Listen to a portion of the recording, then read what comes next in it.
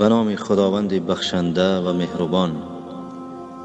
حساب و کتابی که کس را به دهشت می آورد.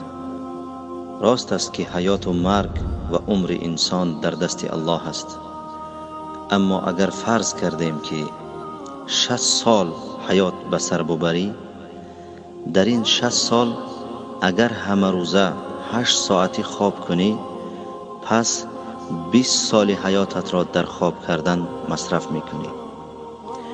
و اگر همه روزه 8 ساعتی کار کنی، پس 20 سال دیگری حیاتت را در کار صرف میکنی. 15 سال دیگر هم دوران کودکی. و اگر در سر دسترخوان همه روزه حداقل 2 مرتبه نیم ساعتی طعام خوری، پس 3 سال دیگری حیاتت را برای طعام خوری مصرف میکنی. مجموعی وقتهایی که از حیاتت در خوردن و خواب کردن و کار کردن و دوران کودکیت مصرف می شود 58 سال را در بر می گیرند. از 60 سال حیاتت اگر 58 سالش را بگیریم، تنها 2 سالش باقی می ماند. سوال این است که از این 2 سال حیاتت چقدری آن را برای طاعت و عبادت الله صرف کرده ای؟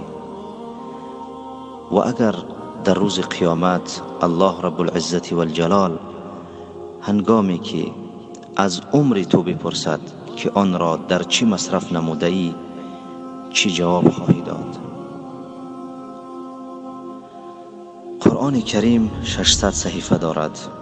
اگر ما این را در 30 روز تقسیم نماییم، یعنی 600 تقسیم 30 برابر 20 می شود.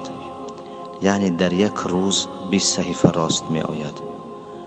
و ما همه روزه الحمدلله که 5 وقت نماز می خوانیم. و اگر ما 20 صحیفه را تقسیم 5 نماییم، نتیجه اش 4 صحیفه می شود.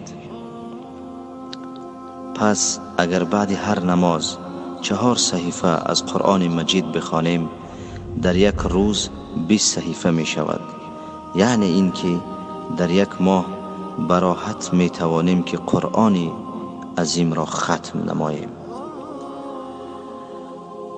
و اگر شما این پیامک را به دیگران فرستید و آنها به سبب شما هر ماه قرآن را ختم نمایند، می دانید که چقدر ثواب خواهید گرفت؟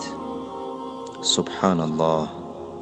هر وقتی که یکی از آنها قرآن را ختم کند، شما به مثل او اجر و پاداش می گیرید، چون که دلالت کننده بر کار خیر به مانندی کننده اش ثواب می گیرد.